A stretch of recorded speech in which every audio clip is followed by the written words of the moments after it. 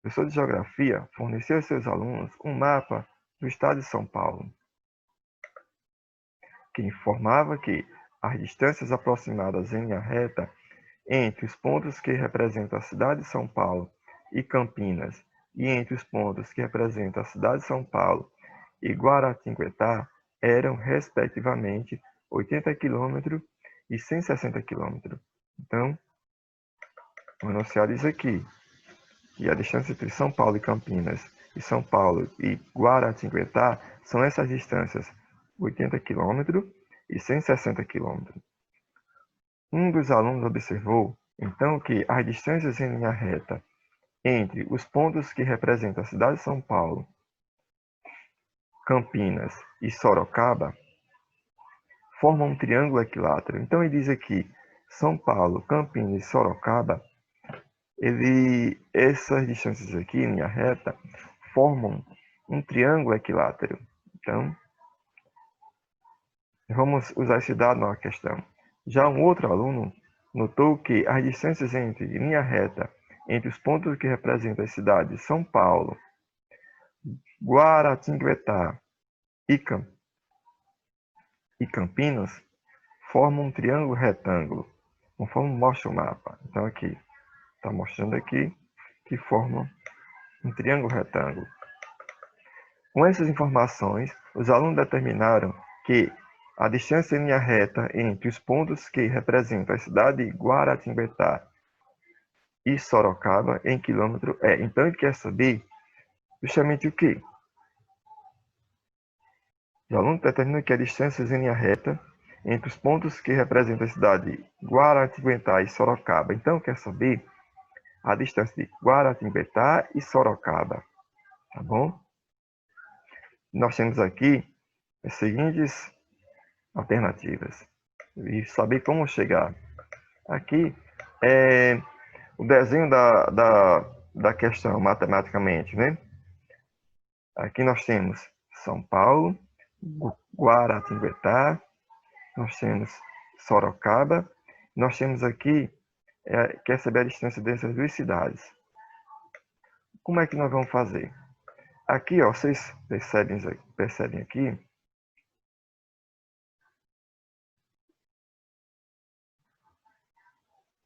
como é que chega nessa informação? Percebe aqui, ó, ele quer saber essa distância em linha reta. Então, o que é que nós vamos fazer? Nós vamos usar um triângulo. Nós temos esse valor 160 km, nós temos aqui esses 80 km, só que aqui em cima, na informação, dizia que essa distância São Paulo, Campinas e Sorocaba formam um triângulo equilátero. Então, se o triângulo é equilátero, isso quer dizer o quê? Os três lados são iguais. Então, eu posso ter esse valor aqui. Esse valor aqui é o mesmo que esse e o mesmo que esse. Nesse caso, é 80 km. Tá bom? Temos um valor de 80 km, temos 160 km e vamos trabalhar esse triângulo maior. Aqui foi dando informação que aqui forma-se um ângulo de 90 graus. Então, aqui temos 90. E aqui dá para saber através da propriedade do triângulo equilátero. Se o triângulo é equilátero, os três ângulos são iguais. Então, se os três ângulos são iguais, a soma dos ângulos internos do triângulo é 180 graus. Se eu divido 180 por 3, que são iguais, nesse caso é 60 graus. Então, esse ângulo aqui será 60 graus, tá bom? Então, dá para saber o valor desse ângulo maior aqui, 90 mais 60. Nesse caso, esse ângulo aqui maior será igual a, como tem aqui, a 150, né? Então, tá aqui. Esse triângulo que eu desenhei vai ficar justamente nessa situação, tá bom? Justamente nessa situação.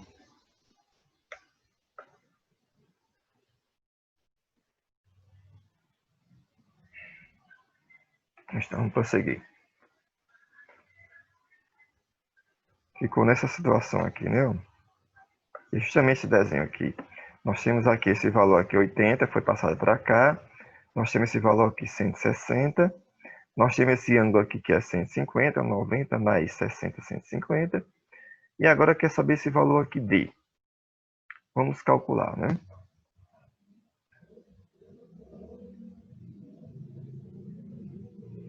Vamos botar aqui uma área para a gente poder trabalhar, poder aplicar.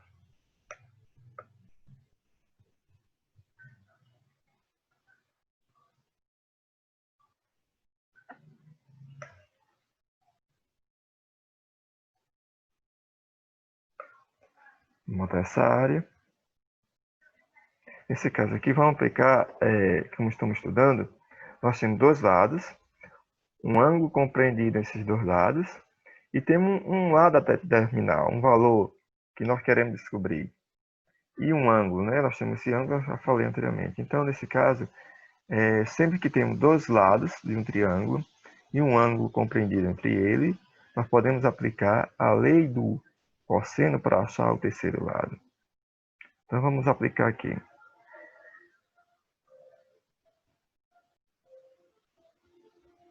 Então, o que é que diz a lei do cosseno? Diz que um lado ao quadrado, nesse caso, d ao quadrado,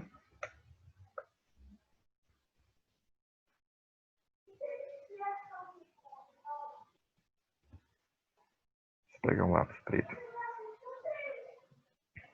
Um instante.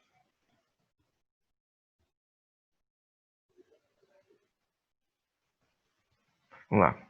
Nesse caso fica d ao quadrado, um lado ao quadrado. Eita.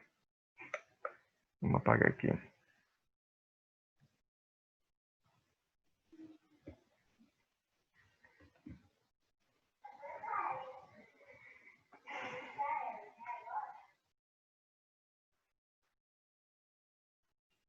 Vamos lá. Prosseguir. Vamos fazer um pouco da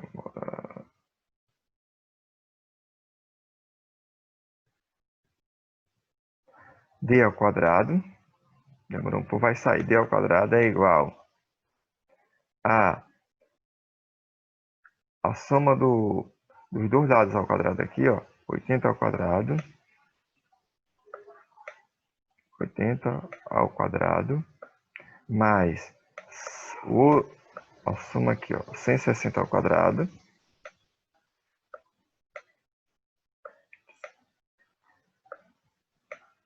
A soma dos quadrados dos dois lados. 80 ao quadrado mais 160 ao quadrado, menos duas vezes o produto desses dois lados, 80 vezes 160, vezes o cosseno do ângulo que está entre os dois lados, entre 80 e 60. 80 e 60, o ângulo é 150, né? Cosseno de 150. Então, nós podemos agora fazer os cálculos aqui. D ao quadrado é igual a 80 ao quadrado, que é 80 vezes 80. Ok, nós podemos fazer o cálculo e dá 6.400.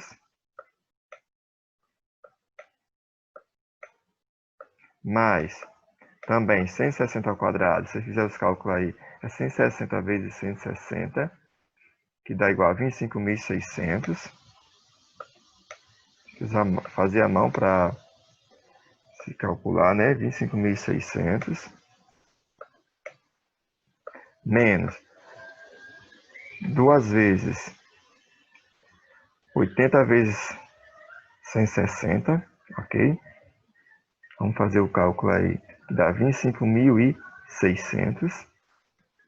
Aqui podem ver que duas vezes 80 dá 160 e fica 160 vezes 160, que é a mesma coisa que 160 ao quadrado.